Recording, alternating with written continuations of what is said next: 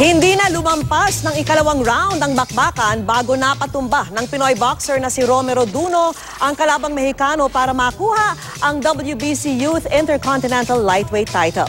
Makitime out tayo kay Chino Trinidad.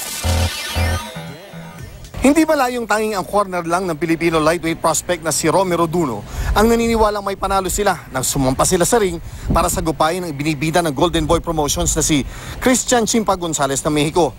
Ang record kasi ni Gonzalez, 16 wins, 0 loss, 14 KOs. Bukod pa dito ay halos puno ng Mexicano ang Velasco Theater sa Los Angeles. Hindi rin naman masama ang record ng taga General Santos City na si Duno, 13 wins, 1 loss, 12 KOs. Sa labanan ng dalawang parehong batang mabibigat ang kamao, malamang may babagsak at maaaring hindi umabot ng takdang 8 rounds. Mataas ang kumpiyansa ni Chimpa Gonzalez.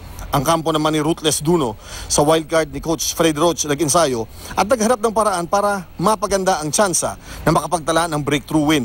Gaya ng inaasahan, palitan agad ang madidiin na kanan ang Pilipino at Mexicano. Nakauna si Chimpa at nasambot ni Ruthless ang isang right hook. Ngunit bago magtapos ang unang 3 minuto ay kumonekta si Duno at bagsak si Gonzalez na save by the bell ng Mexicano.